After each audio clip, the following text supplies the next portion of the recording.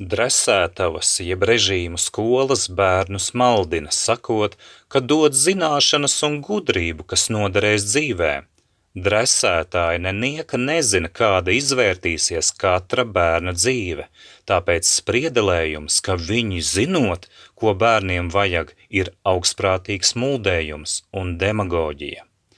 Turklāt nevar iedot ne zināšanas, ne gudrību tur, kur māca pārrakstītu vēsturi, propagandu, dogmas, pieņēmumus, pareizības pēdiņās, priekšstatus un apkaro slāpē bērnu jautājumus, patstāvīgo domāšanu un sirdsapziņu.